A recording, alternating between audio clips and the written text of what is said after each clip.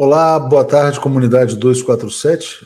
Entrevista mensal com o nosso querido professor Alisson Leandro Mascaro, grande intelectual brasileiro. Boa tarde, Alisson, tudo bem? Querido Leonardo, boa tarde. Alegria estarmos juntos mais uma vez neste mês de fevereiro de 2022 e um abraço especial também a todas e todos que acompanham a TV 247. Alisson, vamos precisar aumentar a frequência. Eu vou te mostrar alguns comentários aqui. Antes, saudando Mário Dantas, assinante Leonardo Ramos, Moacir Pereira. Vamos lá, a Maria Noemi dizendo: fico contando os dias para a live do professor Alisson Mascaro, Léo. Meu sentimento é de gratidão por ouvi-los. E aqui a Olivia Roesler dizendo: sempre uma excelente aula com o professor Alisson Mascaro. A Jussara Carneiro já tem até uma questão dizendo: professor Mascaro, PT e movimentos sociais pretendem espalhar comitês pelas áreas populares do Brasil, mobilizando a população das eleições. É a realização dos centros socialistas? Pelo que eu sei, não é exatamente esse o propósito, mas, de qualquer maneira, tem um objetivo bem interessante, que é combater fake news, todas as possíveis armações que sejam feitas. Mais espaço para comentar a pergunta aqui já da Jussara, antes da gente entrar no nosso tema. Obrigado, Leonardo, e a todas e todos que estão mandando suas mensagens. A mobilização popular é um elemento central para abrirmos um horizonte de luta para a transformação social. Eu insisto muito com a ideia dos centros socialistas, porque a noção de socialismo, uma vez falada, proposta, ela tira todos nós do conforto ideológico do domínio do capital. Então, todos nós pensamos de modo capitalista, o capitalismo constitui a nossa subjetividade, para falarmos aqui em termos psicanalíticos, por isso que reclamar o socialismo, pleitear o socialismo, nos tira desse conforto burguês, tanto o burguês quanto a classe trabalhadora. Somos retirados do conforto burguês quando proclamamos uma luta socialista. Todas as demais mobilizações, elas tendem a ser até mesmo mobilizações, eu diria, cuja possibilidade de acordo com o capital, ou a sociedade e a ideologia existentes, esta possibilidade de acordo, ela existe, mas já é um passo, eu diria aqui, de tentativa de mobilização e de união das massas em torno de algum objetivo. Então, a esta pergunta da nossa companheira, não é certamente um propósito do Centro Socialista, na medida em que o Centro Socialista, ele é educador, ele é educativo, ele é formativo. Então, ele não é só uma reação a um certo evento, no caso, por exemplo, uma eleição, mas ele é uma contínua produção educativa de um outro horizonte ideológico. Claro, se estas experiências depois elas frutificam, elas transbordam, elas aumentam e geram massa crítica, então nós poderíamos até dizer que elas são úteis e aproveitáveis para este objetivo de transformação maior. Então, efetivamente, nosso propósito é observar em todas as possibilidades a movimentação das massas, que as companheiras e os companheiros, já com esta atitude em face da eleição atual, possam, então, gerar algumas sementes de mobilização social. Alisson, então vamos entrar no nosso tema, que é: sairemos do golpe ou não sairemos do golpe neste ano, né? Bom, as pesquisas, elas têm mostrado muita estabilidade. Todas as pesquisas se repetem, o Lula com uma possibilidade real de vencer em primeiro turno, 44%, 45%, 43%. Bolsonaro estável nos seus 20 e poucos por cento e com uma rejeição altíssima. E uma terceira via que não decola no Brasil. Se a gente for olhar para o horizonte, né, nunca houve uma reversão na história eleitoral brasileira de uma vantagem tão grande. A única exceção foi em 1994, quando o Lula tinha uma vantagem muito grande, um ano antes das eleições, agora a gente está a menos de um ano, mas houve o Plano Real no meio do caminho que trouxe uma vantagem para o Fernando Henrique Cardoso.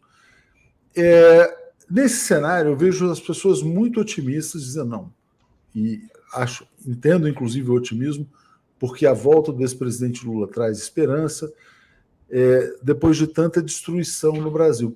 Mas a primeira pergunta que eu quero te fazer é o seguinte: esse ano eleitoral, em que, vamos dizer assim, a democracia tem como oponente uma figura como Jair Bolsonaro, pode ser considerado um ano eleitoral normal, padrão, ou é totalmente fora do padrão, porque estamos diante de um fascista com características até de sociopata? Eu gostaria, querido Leonardo, de propor a todas e todos que nos acompanham que os movimentos eleitorais, eles têm uma dinâmica própria, mas eles também respondem, eles têm alguma referência, eu diria, muito mais concreta e material a dinâmicas sociais maiores do que a própria eleição. Então, a eleição, ela tanto é um movimento de disputa de ideias, ela tanto depende do horário eleitoral gratuito, tanto depende também dos santinhos e vídeos e todos os elementos que envolvem diretamente o marketing eleitoral, mas também uma eleição é uma espécie de síntese do espírito do tempo. Então, este espírito do tempo é que é decisivo, porque ele representa, na verdade, o espírito do tempo e não só as estratégias eleitorais. O espírito do tempo, ele representa efetivamente as forças que estão em disputa na luta de classes na sociedade. Eu gostaria de propor às companheiras e companheiros que observassem que o tempo presente do Brasil está relativamente próximo, nos termos de, eventualmente, buscar sair desta situação política atual, ele está relativamente próximo daquilo que é o tempo anterior da eleição do colégio eleitoral que escolheu Tancredo Neves em 1984. Então, mais ou menos algo que pareça equivalente às forças que estavam ao tempo de João Figueiredo, começo da década de 80. Neste começo da década de 80, a pergunta do Leonardo foi sobre as estratégias e o movimento do presidente da República e do contexto, eu diria, armado relativamente próximo a ele. Pois bem, no começo dos anos 80, houve uma resistência, inclusive militar, bastante acentuada à própria abertura proposta pelo regime ditatorial militar. Então, havia naquele tempo, contra a abertura do Geisel, depois levada a termo pelo João Figueiredo, houve explosões, houve bombas, houve atentados, pessoas morreram, houve uma espécie de insurgência de extrema-direita militar contra esse processo de abertura. No entanto, o capital, a burguesia brasileira, também boa parte dos meios de comunicação de massa, jornais, algumas televisões, a Globo não, a Globo só ao final, ela escondeu até o final as manifestações das diretas já, mas boa parte, eu diria, da massa crítica do país, classes médias, a burguesia, já estava acorde, este conjunto, de que a ditadura já era, eu diria, uma espécie de reprodução esclerosada de si mesma. Então, não é que a burguesia do Brasil, ela aprendeu na década de 80 que a ditadura foi errada. Ela percebeu a disfuncionalidade da ditadura. Eu diria que o tempo atual do Brasil guarda, embora aqui as devidas distinções, guarda uma semelhança com o início da década de 80, na medida em que a burguesia do Brasil também não aprendeu nada em termos de transformação do seu pensamento ou sua ideologia, apenas percebeu, o que ela aprendeu, é que é disfuncional uma exploração social com estas figuras e com esta cadência, com esta dinâmica deste atual governo do país. De tal sorte que existem forças sociais, e também existe aqui uma amálgama da classe média, de setores intelectuais, de alguns órgãos de comunicação desses da imprensa empresarial, que, de alguma maneira, vão se abrindo a possibilidade de observar no ex-presidente Lula a sua volta ao poder como sendo o elemento de transição dessa fase que, então, chamaríamos golpe. Eu diria que a resistência, só que esta força militar de resistência a esta espécie de abertura em face do golpe de 2016, esta força militar tem as características relativamente próprias, aquelas do início dos anos 80, ou seja, podem explodir banca de jornal, hoje já nem tem mais tanta banca de jornal, mas podem fazer atos equivalentes a isso, podem inventar aí a volta do Adélio, enfim, novas revelações do Adélio e coisas mais, mas o impacto disso na classe média, mesmo na burguesia, mesmo nos setores, eu diria, desta imprensa altamente empresarial capitalista, que é relativamente hegemônica, o impacto é como este do final da ditadura militar. Então, as pessoas não olham isso de modo muito agradável, explodir uma banca de jornal, a própria ABI tomou partido em relação a isso, a OAB e tantas outras entidades mais. Então, eu diria que haverá resistência no ano de 2022. No entanto, essa resistência golpista, militar, de setores de extrema-direita, não está, no atual momento, fazendo tanto eco com uma certa classe média intelectual do país. Este eco foi feito nos últimos 10 anos. Tudo que se fazia de extrema-direita tinha uma imediata repercussão nos setores médios. Hoje, não. Claro, é preciso ficarmos alertas para que este movimento de extrema-direita não cresça de tal modo que ele, então, passe a pautar pelo medo a sociedade. Mas eu diria que até o medo médio era o medo médio também do início da década de 80. Já não se aguentava mais aquilo. Então, quanto mais se acavucava, mais também a sociedade não suportava isso. Querido Leonardo, observe que estas ditas novas revelações do Adélio no dia de hoje, no dia de ontem, que ele venha a fazer ou teria feito, elas já não encontram uma espécie de guarida tão impactante no sentido de dizer agora cai a resistência de esquerda. As pessoas já olham para isso quase com enfado, ou seja, claro que gera alguns pontos, mas eu diria que é quase um reagrupamento dos mesmos. Quem é de extrema-direita, quem quer efetivamente uma espécie de angulação social militarizada, isto é uma espécie de sangue novo para vampiro velho. No entanto, não está transformando, abduzindo ninguém em novo vampirinho. É muito residual este grau de impacto da extrema-direita para além da sua própria fronteira. Muito interessante essa sua explicação. De fato, a gente vive um cenário comparável ao de saída da ditadura militar, mas talvez, né, haja uma diferença entre os personagens. Né?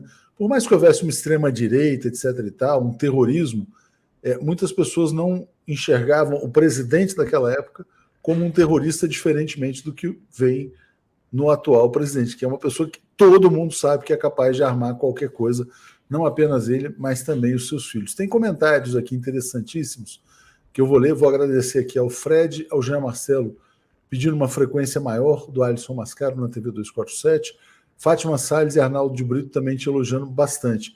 Mas queria ler esse aqui da Vânia Maria.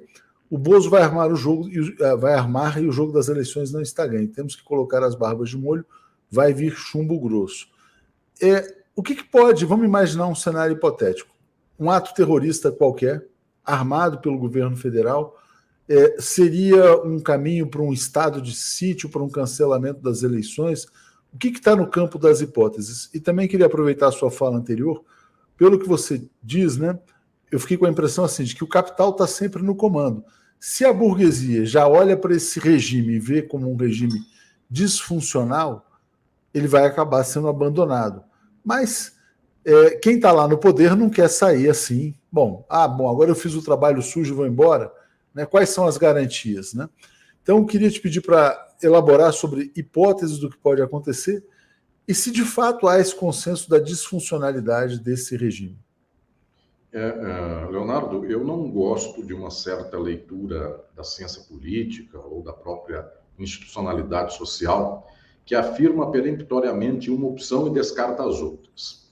Eu penso que cientificamente e materialmente nós temos que vislumbrar possibilidades, ainda que algumas sejam mais prováveis do que outras. Então, nós não podemos descartar uma espécie de escalada extremista, advinda inclusive do próprio governo, que leve a sociedade a uma situação que geraria uma espécie de clamor, ou então de desculpa, ainda que o clamor não advenha, mas que geraria uma espécie de ocasião para a decretação do estado de sítio, por exemplo. Não se pode descartar uma circunstância como tal. Também não se pode descartar que haja uma disfuncionalidade tal que a própria burguesia rapidamente resolva, então, não mais apostar fichas nesses peões e resolva fazer um acordo bastante factível com o ex-presidente Lula e, portanto, já resolva entrar no governo antes de tomá-lo como sua oposição incisiva. Pois bem, são todas as hipóteses abertas. Eu, particularmente, me sinto desconfortável com pessoas que, quase um ano antes do ano que vem, possam já ter a bola de neve e dizer vai ser assim, não será assado, essa espécie de mãe de Ná da ciência política. Eu penso que é preciso ter todas as variáveis encaixadas. Tanto é que não fosse um conjunto de algumas inesperadas variáveis, nós não estaríamos no início de 2022 analisando o quadro brasileiro desse modo. Não fosse o hacker de Araraquara, não fosse a Vaza Jato e outras coisas mais, o caldo de cultura político e institucional do Brasil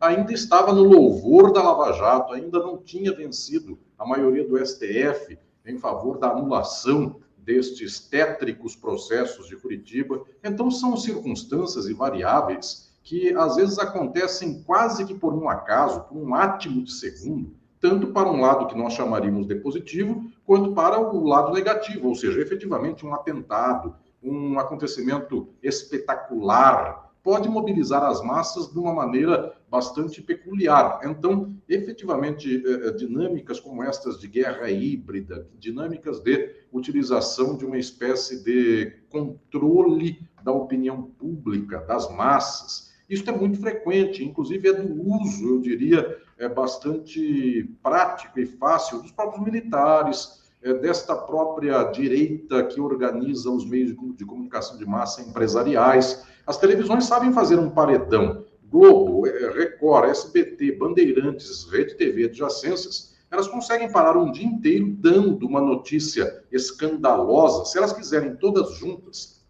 com mais as cadeias de rádio que existem por aí, o Brasil em uma semana está pautado para qualquer assunto. Então, efetivamente, algum fato, qualquer que seja, pauta o Brasil de alguma maneira, porque este é um mecanismo, inclusive, já testado e verificado, uma tecnologia já bem atestada de controle social. Os Estados Unidos sabem fazer isso. Põe a Fox News, a CNN e adjacências, todas para falar o mesmo assunto, alguém será o demônio, a China, a Rússia, não importa o quê. Então o povo é mobilizado por coisas como tais. Eu diria que é preciso ter as duas perspectivas em horizonte. Uma, que se chegue a um extremismo aqui de direita, de tipo, inclusive, indutor, eu diria, de calamidades, ou então de atos espetaculares, ou então que a burguesia faça a conta, passe no papel e diga assim, ao invés de eu fazer tudo isso, para essa pessoa daqui a um ano e meio ainda continuar disfuncional e nada acontecer, é mais fácil abandoná-la, fazer um acordo já com o possível futuro mandatário do país e já assentamos um novo quadro, ou seja, ao invés de perdermos alguma coisa, capturamos já a esquerda para uma espécie de concórdia burguesa e, portanto, as duas possibilidades são altamente factíveis. Quando é que nós veremos o desempate disso? Conforme o desenrolar dos fatos, se há tempo para isso, se há uma escalada de implicação social, se entram setores tecnológicos como, por exemplo, as redes sociais controladas pelos Estados Unidos, se elas são do capital economicamente que já pode fazer acordo com o PT, ou se são de uma extrema-direita ainda de perfil, eu diria, quase fascista. Enfim, nós não sabemos como o Google, como o YouTube, como o Facebook e outras redes sociais que são diretamente controladas pelos Estados Unidos reagirão a coisas como tais, Twitter, outros mais. Isso é uma central de inteligência dos Estados Unidos. Como a gente não sabe quanto vai baixar o algoritmo, quanto eles vão esconder uma opinião de esquerda, então, efetivamente, o jogo está em aberto e todas as variáveis devem ser pensadas. Não, muito bom, Alisson, mas eu queria te perguntar o seguinte, quer dizer, embora o jogo esteja em aberto, a gente também não pode antecipar fatos, mas é possível imaginar que Bolsonaro e o bolsonarismo estejam preparando um fato espetacular para tumultuar o processo político no Brasil. Isso não está no campo da... Porque não é um governo normal, né? E é um processo de saída de um golpe de Estado. Mas eu te perguntaria agora, na sua opinião, como o capital, se é possível falar do capital, está vendo este governo? Ou se há várias frações com várias divisões em relação a isso, até porque começaram a circular notícias de que parte do capital financeiro já torce pela vitória do ex-presidente Lula por enxergar um cenário de maior previsibilidade. Isto sim, Leonardo, eu penso que é o elemento decisivo, porque é a sua própria afirmação. O que esperaremos do atual mandatário do país? É a mesma pergunta. O que esperamos do escorpião? Que ele pique, enfim, que ele faça aquilo que é conforme a sua natureza. Portanto, das figuras e dos elementos que atualmente compõem o governo brasileiro, espera-se exatamente isso. Então, movimentações desse nível. Há de se esperar, inclusive, que esta figura do Adélio, a suposta facada e coisas mais, tudo isto seja elemento a ser usado a exaustão até o final do ano. Pois bem, mas isto é um elemento, porque o decisivo, eu volto a dizer, é a dominação e é o controle social pela burguesia, pelo capital. Claro, o capital não manda diretamente nas pessoas, nem manda privatizar, ele pegando a Petrobras, um burguês na porta dizendo a Petrobras é minha. Quem faz isso é o Estado. O Estado é uma forma, é a forma política do capital. O meu livro Estado e Forma Política, da Boitempo, é para explicar como é que o Estado é do capital. Ele nunca consegue ser do povo, da classe trabalhadora, ele é sempre burguês, sempre do capital. Pois bem, mas o elemento que governa o Estado governa em favor do capital. Bolsonaro privatizou tudo que pôde, enfim, virou o país em favor do capitalismo ainda mais exacerbado, mas ele não é diretamente o burguês. Pois bem, o burguês pode dizer que este funcionário dele não é mais desejado, porque efetivamente ele dá mais trabalho, eventualmente, do que propriamente lucratividade. Eu diria que, então, é preciso tentar verificar na movimentação do capital as suas possibilidades. E agora eu penso que o jogo e a reflexão alcança um grau de percepção para atingir aqui o coração do problema contemporâneo. A primeira questão central é: a reprodução capitalista brasileira é uma reprodução toda ela estruturada e capturada por um perfil de acumulação pós-fordista, que nós chamaríamos no vulgar neoliberal. Pois bem, o Brasil não tem, então, nas últimas décadas, um eixo de condução econômica capitalista. Não estou dizendo socialista, porque, obviamente, isso não está na nossa história pretérita, nem na tela de fundo. Pois bem, em termos de capitalismo, a burguesia do Brasil já abandonou as armas, já tirou a farda, ela já é consorciada menor da burguesia dos Estados Unidos já faz 50 anos. O golpe de 64, que fez, inclusive, essa submissão de capitais brasileiros aos estadunidenses, não só submissão, eu diria um entrosamento total. Uma empresa de lá tem associação com uma empresa daqui. Portanto, a lógica burguesa não é nacionalista.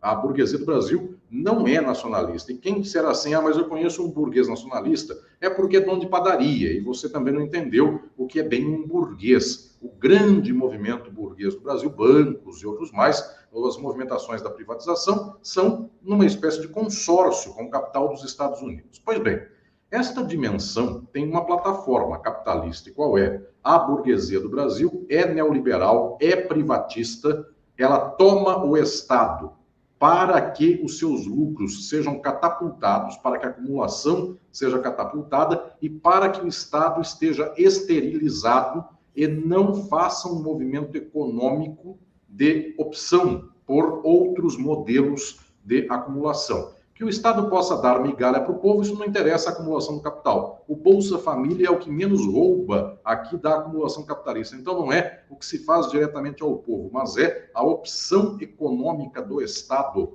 por dirigir o capitalismo a uma outra modulação. Um capitalismo relativamente intervencionista, de retomada de empresas privatizadas, nacionalizações. Isso é movimentação econômica maiúscula. Então não tomem, companheiras e companheiros, estas movimentações políticas na economia como sendo coisas do tipo: poderemos aumentar o Bolsa Família 10%, 20%. Isso não é o decisivo para o capital. A questão decisiva é: o Estado pode retomar a Petrobras? Pode retomar a Vale do Rio Doce? Isto é marco decisivo. Pois bem, o marco decisivo, o capital, é totalmente dominante da sociedade para não deixar nenhuma margem para que o Estado passe para lá.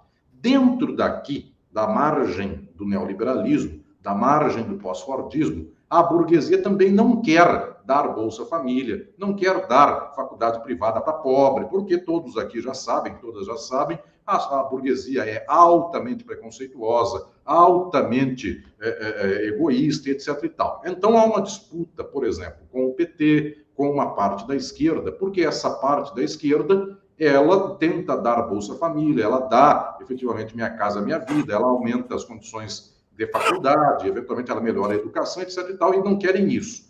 Mas, entre dar Bolsa Família, entre aumentar a quantidade de alunos pobres na faculdade e privatizar, a burguesia tem um cálculo. Qual é o cálculo? Que dê Bolsa Família, que faça Minha Casa Minha Vida, porque ela ganha de todo lado. Se aumentar aluno na faculdade, a faculdade, via de regra, é privada. Se aumentar Minha Casa Minha Vida, a construtora é do capital. Então, ela não quer, mas, em sendo necessário, aceita. O que ela não deixa é passar a margem para o fim de uma dinâmica de acumulação pós-fordista. Então, a pergunta decisiva é, ela aceita o Lula em que termos? Ela aceita o Lula não com gosto, porque, efetivamente, ela fez um processo inteiro para desmontar o lulismo. Se ela fez tudo isso, é porque ela não gosta dele. Se o Bolsonaro, no entanto, é disfuncional, ela aceita o Lula, desde que o Lula faça aí as suas idiosincrasias. Eu estou falando aqui na lógica do burguês. Desde que o Lula dê suas idiosincrasias para o povo,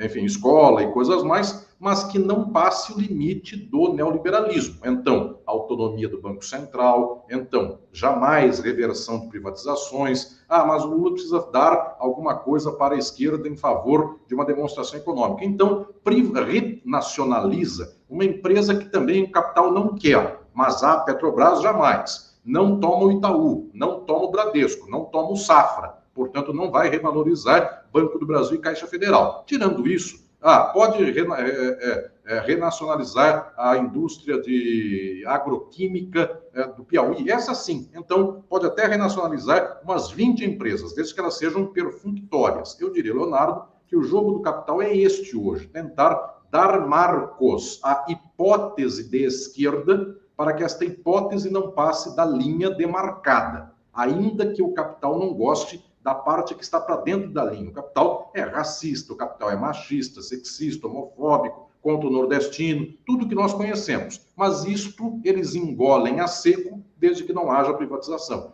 Volta da privatização para as mãos do Estado. Muito bom, muito bom. Perfeito comentário, diz aqui o Antônio Silveira Júnior. E vou ler também o Carlos Augusto de Bones Cruz dizendo: temos uma burguesia predadora, enriquecem na miséria, mas há um limite. Com a destruição econômica, quanto tempo sobreviverá uma ditadura com miséria? Você mencionou, Alisson, quer dizer, olha, a burguesia brasileira não gosta do Lula, promoveu um golpe de Estado, colocou ele na cadeia durante 580 dias, derrubou o governo da ex-presidente Dilma Rousseff, mas o Brasil chegou a uma situação de miséria e desmoralização completa no plano internacional. Quando você fala em que termos aceita, né, e tenta negociar isso, eu queria te perguntar sobre a questão do Geraldo Alckmin, do vice. Isso expressa já uma negociação entre o ex-presidente Lula e o capital, de certa maneira? Pergunto isso também porque eu li uma entrevista interessante de um aliado do Geraldo Alckmin, que é o Pedro Tobias, um deputado de São Paulo, alquimista, em que ele fala o seguinte: não, o Alckmin está convencido, tem que ser o vice mesmo para ajudar o Lula a governar sem radicalismo. Né? E é interessante colocar dessa maneira, governar sem radicalismo. Queria te perguntar sobre isso, como é que você está vendo hoje a questão Alckmin, que parece já estar bem avançada, né? Houve inclusive um encontro no fim de semana.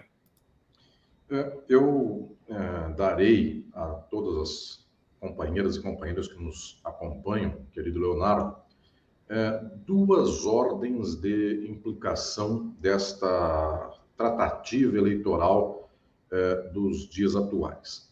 A primeira delas é que, efetivamente, a aproximação com um pendor político, uma fração política distinta daquela do PT, então, no caso, o PSDB, os remanescentes, ou então os expulsos do tucanismo, Obviamente, até por termos de convivência social e polidez, a pauta e a agenda passam a ser uma pauta dominada, passam a ser pautas dominadas pelo meio de campo. Ou seja, este deputado, que o próprio Leonardo disse aí, perguntado a respeito de que seria a função de Geraldo Alckmin num governo Lula, diria lá, disse ele, que é para chegar a uma espécie de bloqueio do radicalismo. Então, para chegar aí no meio de campo. Pois bem, tendo por aliados e apoios movimentos políticos que são efetivamente conservadores, é óbvio que a pauta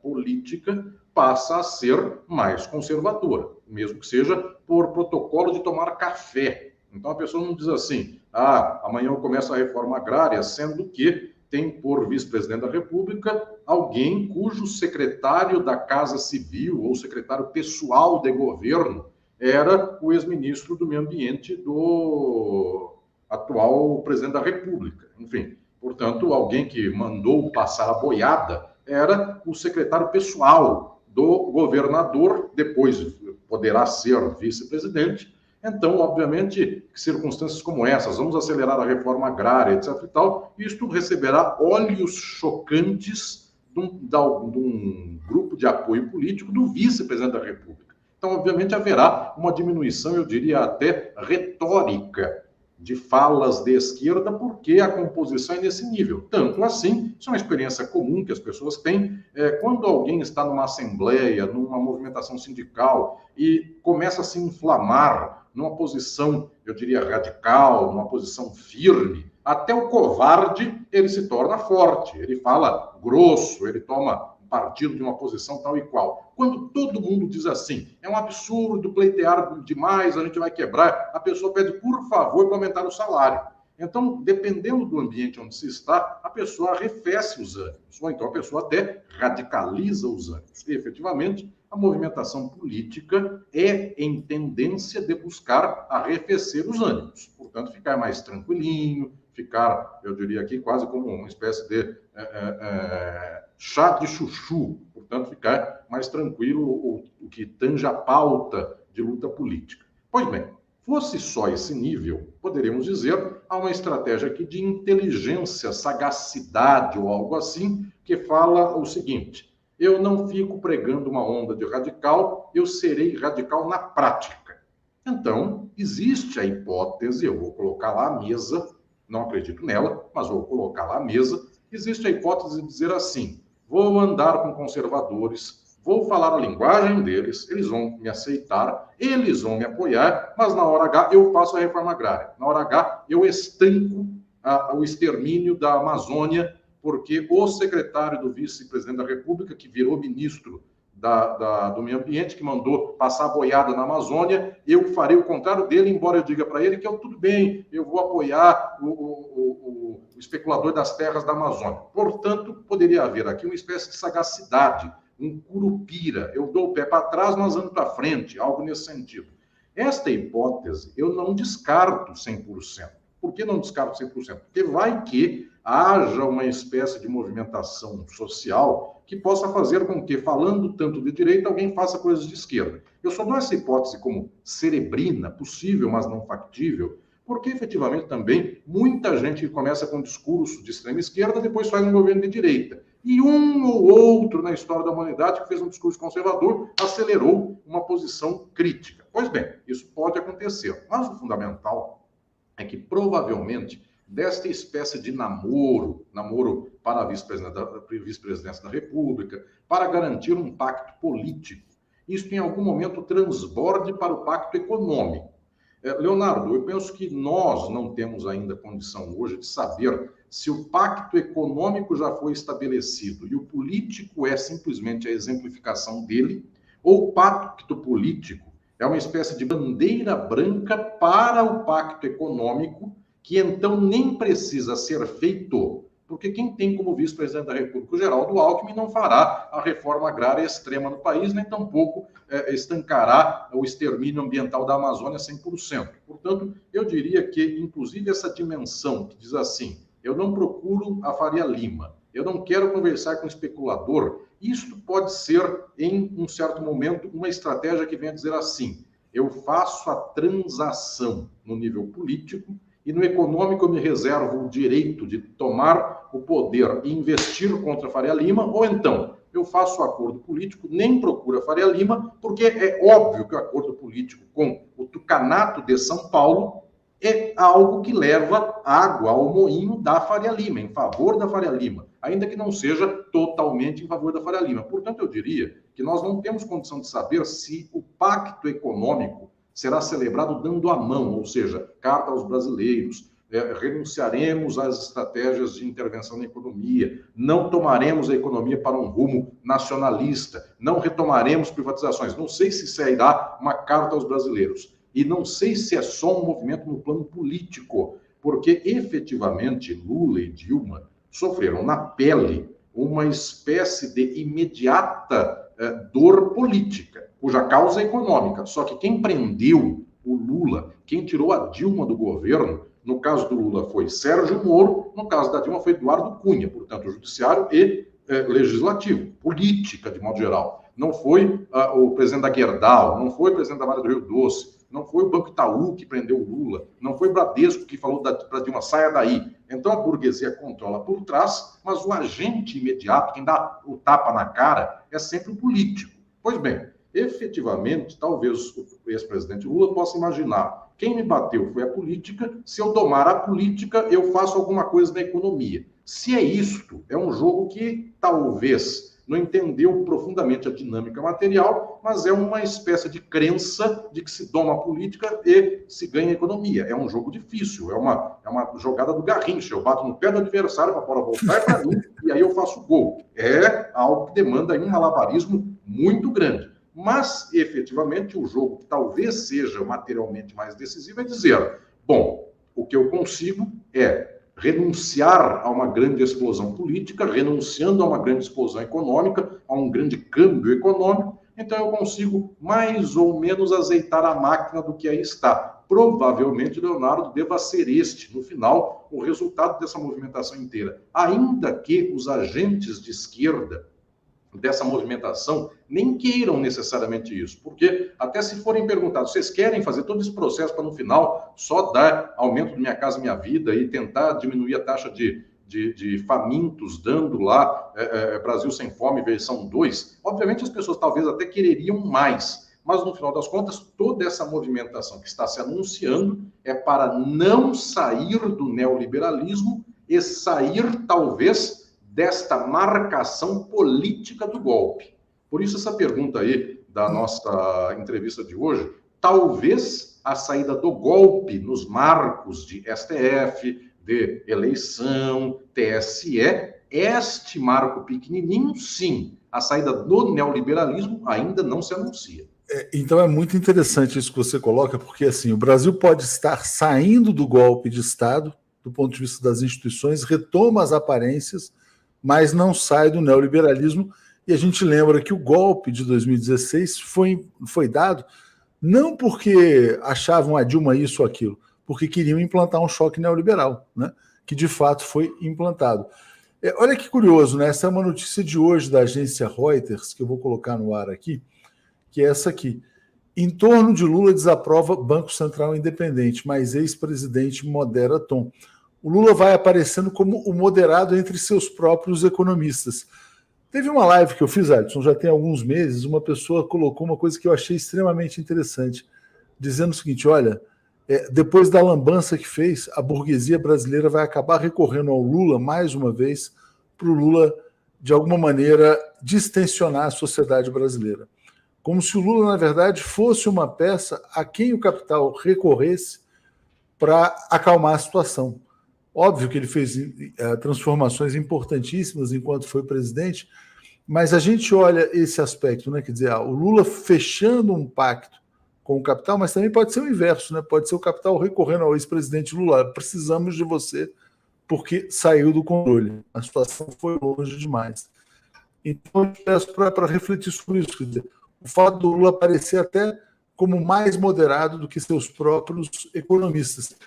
E uma vez eu entrevistei recentemente aqui o Requião, ele falou: olha, De outra maneira, ele falava o seguinte, mais ou menos ele dizia isso, né? Quer dizer, que o Alckmin, ele amarrava o Lula a esse projeto da Ponte para o Futuro e dizia, ó, se o Lula que está dizendo que vai dar almoço, café da manhã e jantar é muito pouco, né? O Brasil precisa de muito mais do que isso. Ele até chegou a usar uma expressão dura e falou assim, olha, isso os donos de escravos também davam, né?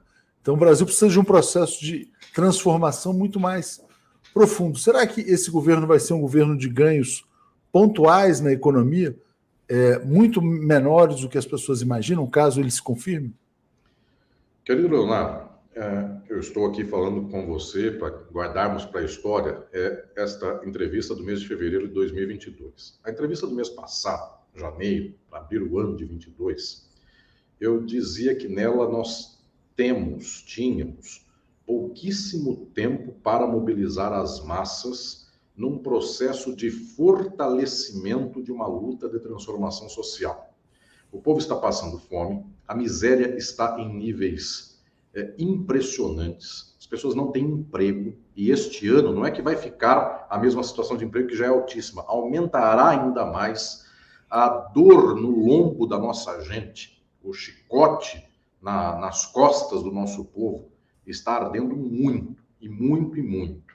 E ainda assim, olhem o poder da ideologia do capital, ainda assim o povo pensa conforme a interpretação da burguesia. É que o povo não aguenta mais a fome, o desemprego, a miséria profunda, e então já não consegue mais sequer dar, eu diria, conexão de sinapse a essas coisas como que dizem. O presidente da República atual está salvando o país do comunismo, o comunismo é um perigo, algo assim. Então as pessoas já não aguentam mais não passar fome, e elas já então jogam a toalha e voltam ao tempo do Lula, ao tempo da Dilma, ao tempo do PT.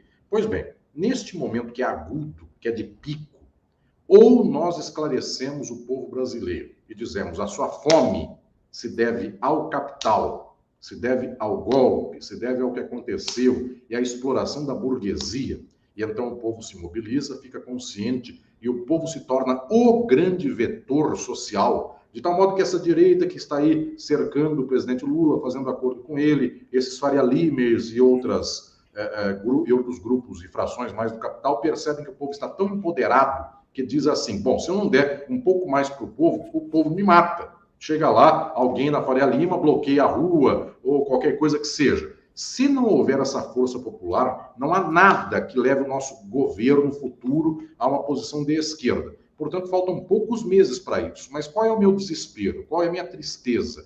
É observar que de janeiro para fevereiro nada aconteceu. Os acordos políticos para 2023 são acordos de gabinete. Um janta na casa do outro, um marca jantar no restaurante tal. Até eu e o Leonardo falamos naquela vez, era o Piantela daquele tempo, nos dias de hoje, que eu não sei nem que restaurante é o restaurante onde se encontram. Pois bem, então o que eu estou dizendo é que, efetivamente, nós estamos fazendo acordo por alto. Nós que eu digo, a cúpula política do Brasil está fazendo acordo por alto. Se é acordo por alto, quem dá o ponteiro e a dinâmica é só esta perspectiva do interesse imediato da burguesia do Brasil. Então, é, na verdade, uma espécie de composição com quem sempre mandou, de acordo com a plataforma dela. Então, nós temos pouquíssimos meses para fazer um processo de mobilização social, como, por exemplo, na Bolívia, fizeram lá os sucessores do Evo Morales. Houve um golpe, eles começaram a conscientizar o povo de que aquilo era um golpe, estava destruindo a Bolívia, o povo estava passando fome. Um ano depois, ganha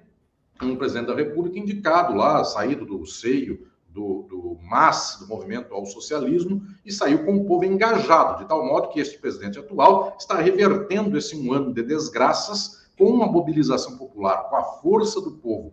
Como será o ano de 2023 no Brasil? O povo, no primeiro dia de 2023, dirá assim, bom, me prometeram que eu voltaria ao tempo da picanha e da cerveja. No primeiro dia de 2023, o Lula não vai dar picanha e cerveja. Ele sequer vai desmontar a autonomia do Banco Central. Quando ele aumentar a condição de empregabilidade do país, o Banco Central aumenta a taxa de juros só de propósito para quebrar o quadro da política econômica, se é que virá uma política econômica mais progressista. Ou seja, no final das contas, no primeiro ano, no segundo ano do governo, não vem picanha. Aí vem uma televisão dessas aí, que fazem plim-plim da vida, descobrem um escândalo de corrupção não sei aonde, cai o Lula no terceiro ano de mandato, com o povo batendo palma para a queda, dizendo, tá vendo, prometeu que ia me dar picanha, não deu. Ou seja, ou faz a mobilização agora, quando o povo está extremamente atravessado pelo desemprego, pela exploração, pela dor, ou não temos o que falar com o povo, não haverá o que falar com o povo, quando, prometendo votar porque haverá picanha, depois não vem picanha, e o povo então vai ver, bom, estelionato 1, estelionato 2, estelionato 3, estelionato 4, de tal modo que o povo vai dizer, mais uma vez, fim da política, acabem os políticos, só Deus na causa, só Jesus na causa, e isso faz voto na extrema-direita. Exatamente, por isso a responsabilidade de um governo extremamente transformador, né? Eu vou ler o comentário do Fernando, que é muito interessante, mas antes agradecendo aqui a Fátima Salles.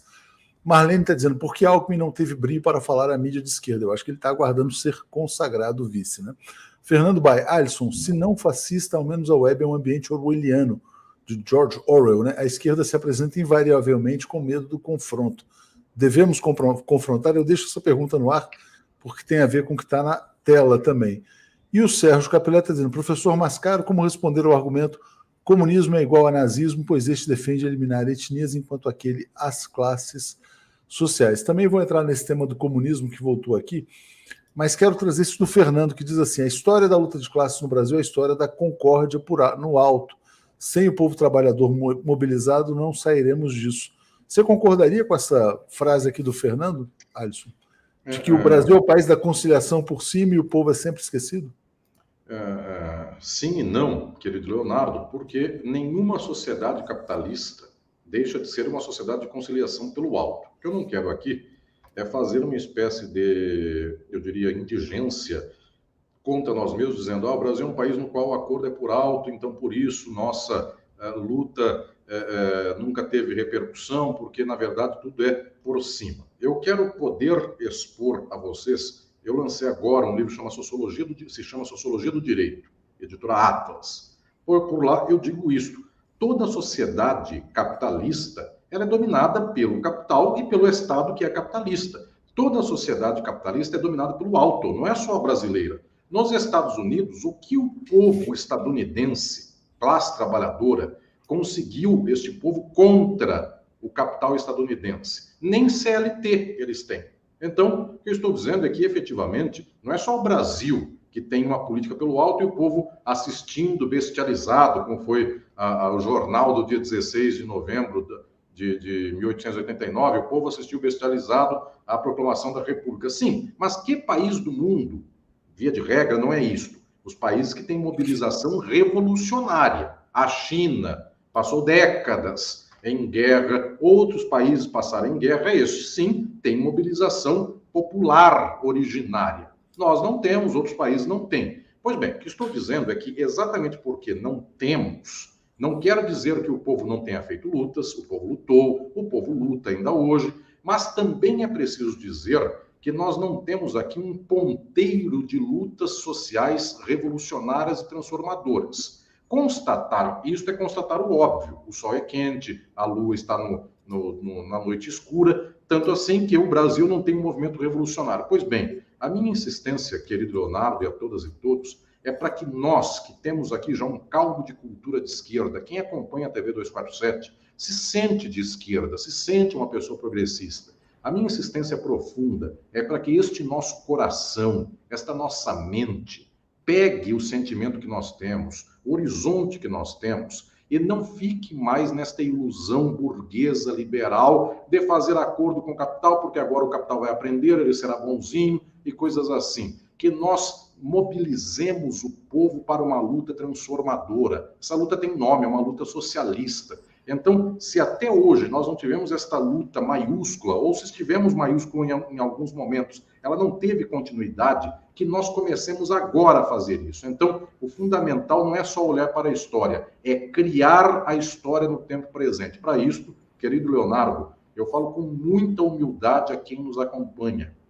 Não é um discurso para ver quem é mais radical, quem é mais crítico, quem é mais de esquerda. É uma sincera contribuição de todas e todos nós para que nós venhamos a dar um degrau da nossa crítica social, uma compreensão de mundo e uma ação de nós mesmos e mesmas, para que nós não repitamos mais o que é a história do Brasil das últimas décadas. O que aconteceu na ditadura, na redemocratização até hoje, é uma história da falência das lutas de esquerda, porque acreditaram nas instituições, as instituições jantaram à esquerda, fizeram acordo com a burguesia jantou à esquerda. Chega de sermos jantados, chega de fazermos esta política cujo horizonte é amanhã, e a desculpa de que não se mobiliza para depois da manhã é sempre que o amanhã é necessário. O amanhã é necessário. Vamos olhar com o clamor, eu diria aqui, inclusive, de quem está passando fome em 2023 e gostaria de comer pelo menos um prato de comida. Eu não estou dizendo que não seja bom podermos desafogar um pouquinho a corda do pescoço, mas não dá para viver apenas desafogando a corda do pescoço para no outro dia de manhã voltarem a puxar o nosso pescoço. É preciso mobilizar o povo para a transformação social. Frase importantíssima. Chega de sermos jantados, as instituições sempre jantam à esquerda, como a história brasileira demonstra fartamente. Agradeço muito a Ivani Beltrame Faria, que se tornou assinante. Peço os likes aqui, o pessoal curtindo os likes também. Quero te perguntar, Alisson, como é que você vê esse debate extemporâneo que surgiu no Brasil sobre nazismo, comunismo? Por que o Brasil, como disse um estudioso do tema, virou a Disneylândia do nazismo? E, aliás, tem um álibi curioso, né? A revista Veja, eu queria até te pedir uma reflexão sobre a capa da revista Veja desse fim de semana, que era Chega de nazismo nunca mais. A Veja que apoiou Jair Bolsonaro e talvez continue apoiando. É muita hipocrisia, né? O Brasil tem um nazismo completamente empoderado, um regime fascista, mas agora, por conta de um comunicador que falou uma bobagem, está todo mundo dizendo nazismo nunca mais, né? Agradeço também a chegada aqui do MXPXM, chegando como assinante. Como é que você vê esse debate sobre nazismo? O Walter está dizendo assim, ó, Atucho, você censurou meu chat sobre IRI. Não é que eu esteja censurando, eu já perguntei sobre esse tema para o Alisson Mascaro, numa live 2-3 meses atrás. Ele falou, não, já fez lá palestras, tal, eu tenho uma relação extremamente saudável e não quero criar aqui nenhum tipo de constrangimento. Então não se trata de censura, não. Agora, Alisson, então eu queria te perguntar, como é que você está vendo essa discussão sobre nazismo quando o Brasil tem um governo alinhado ao fascismo no poder? Só aproveitando o IRI, que eu quero dizer, é uma instituição muito séria, muito respeitável. Nós deveríamos, inclusive, louvar a capacidade que tem de abrir diálogos com o Brasil inteiro. Portanto, quero aqui expressar diretamente, concretamente, este horizonte. Bem, Alisson, então até te agradeço, porque na verdade eu quis evitar aqui, na verdade, a bola dividida e você não tinha nenhum problema em relação a isso, mas então passando para você. Bem, tratando do nazismo. O nazismo, efetivamente, ele não é um movimento que se apresente por capricho, eu diria, das subjetividades. Pessoas maldosas que se tornam nazistas. A estruturação da subjetividade capitalista é uma estruturação potencialmente fascista. Não necessariamente nos termos do fascismo italiano, do nazismo alemão, mas efetivamente uma sociedade que é da exploração, é uma sociedade na qual um ser humano explora o outro. O grau dessa exploração é a questão de somenos importância, a quantidade da exploração. Mas se nós aceitamos que um trabalhador trabalhe e o fruto do seu trabalho não seja dele, como é possível que nós aceitemos isto e nós não aceitamos, eventualmente, circunstâncias extremas disso? Quem aceita a exploração do trabalhador, aceita qualquer coisa. Portanto, efetivamente, a estruturação da sociedade capitalista ela é sempre potencialmente fascista. Esse fascismo, inclusive, se amplia nos momentos nos quais a sociedade agudiza as suas contradições e o povo, então, começa a se matar, a ser morto, de tal modo que Estados Unidos, Brasil, toda a sociedade capitalista potencialmente é nazista. Eu não gostaria de dizer que o nazismo é uma maldade de pessoas nazistas do Brasil e dos Estados Unidos. Claro, tem um elemento, eu diria aqui, voluntário, tem um elemento aqui de uma espécie de perversão psicanalítica daquela pessoa agudamente nazista e fascista, mas é um potencial. Portanto, o Leonardo disse aí, uma revista que cultiva um presidente da República como atual. Como depois pode ser contra o nazismo? O movimento é o mesmo. Portanto, eu diria que ou nós chegamos à causa ou nós vamos sempre enxugar gelo. Então, a pessoa incentiva a extrema-direita, depois tira o pé e diz assim, bom, extrema-direita eu até aceito, só não aceito esta aqui que está. Portanto, o jogo é muito mais profundo. Não, é muito interessante essa sua colocação, Alisson, porque a gente está aqui no final já, mas daria para falar horas sobre esse tema, né? Quer dizer, do capitalismo como intrinsecamente fascista e potencialmente nazista, né? Como você colocou. Então, o problema vai muito além do comunicador ali que teve algumas aulas de anarcocapitalismo e saiu falando o que falou. Mas já que ele falou, eu pego essa pergunta do Jean Marcelo. A liberdade de expressão pode ter limites numa sociedade capitalista ou isso pode se voltar contra as esquerdas? Porque houve muito debate em torno disso, porque algumas pessoas defenderam o direito à liberdade de expressão e outras disseram que não. Há quem diga, quer dizer, que a liberdade de expressão é absoluta, por quê? Porque a censura é sempre um instrumento dos mais fracos contra os mais, aliás, dos mais fortes contra os mais fracos. Como você vê o tema da liberdade de expressão, Alisson? Absoluta ou restrita?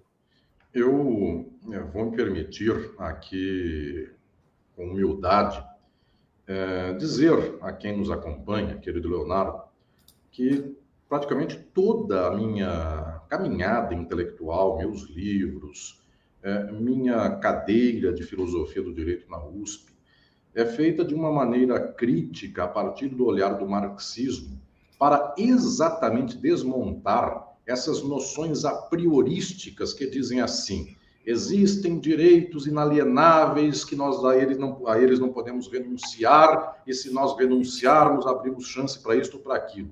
Eu insisto profundamente que o direito é uma forma da exploração capitalista. Isso, aliás, vem de Marx e Pachucanes. Quem quiser saber mais a respeito, procure Pachucanes, Teoria Geral do Direito e Marxismo. Pois bem, não há direito aos lutadores e às lutadoras do comunismo numa sociedade capitalista. O dia que o comunismo começar a lutar e começar a querer se exprimir, na lei está dito, todos têm direito à livre expressão. Se um socialista começar a ganhar público com a sua expressão, a mesma lei que fala isto, haverá um juiz que dirá: a liberdade de expressão, no entanto, não serve para uma coisa como tal. Então, jamais as leis e o direito serão em favor do socialismo. Jamais. Se a métrica é essa, eu preciso dar ao nazismo, porque se eu der ao nazismo, então darão também direito ao comunismo, não dão de modo nenhum. Se é assim, o nazismo é intolerável, simplesmente intolerável. Não se pode fazer transação com a hipótese nazista para tentar salvar uma hipótese socialista. O nazismo é o oposto de uma luta socialista. Muito claro, não, muito bom comentário. Ou seja, então, neste caso, pelo que você diz, a liberdade de expressão não deve abrigar esse tipo de manifestação. Não há liberdade de expressão, em primeiro lugar. Experimentemos nós falar coisas críticas. Na prática, não há. Nunca houve. É uma espécie de idealismo de que haja liberdade de expressão que não há. O Leonardo e a TV 247. Por falarmos e falar a TV 247 o que fala, o Google, as plataformas de redes sociais não dão um alcance como dão, por exemplo, para a direita. Então, não há liberdade de expressão. O primeiro lugar é esse. Simplesmente isso aí é um idealismo que não existe. Há sempre um controle. Última pergunta aqui, porque o nosso tempo está estourando, Alisson. As igrejas conservadoras ainda vão atrapalhar muito a transformação social no Brasil?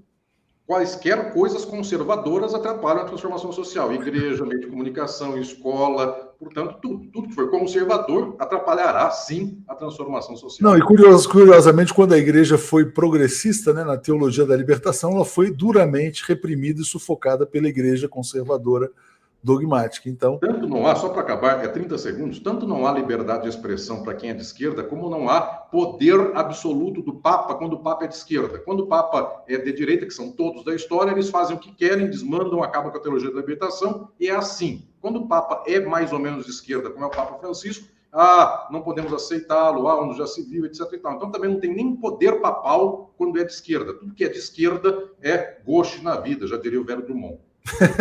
Vou ler o último comentário do Jairo Souza, está dizendo: toda vida em sociedade exige limites, parâmetros para a manutenção dela mesma. A livre expressão sem limites é o caminho da ruína da própria sociedade. Alisson, queria te agradecer muito, queria dizer, ó, acompanhar uma live com você é sempre um desafio, que é extremamente densa, tem muito conceito aqui importante, mas te agradeço muito e vou tentar traduzir isso no fim de semana, buscando aqui o suprassumo aí das suas falas aí. Obrigado, Alisson, mais uma vez. Querido Leonardo, obrigado. Que alegria estar com você e com todos que acompanham a TV 247. Até a próxima e quem sabe com mais frequência. Quem sabe a gente reaparece ainda nesse mês aí. Obrigado, abraço.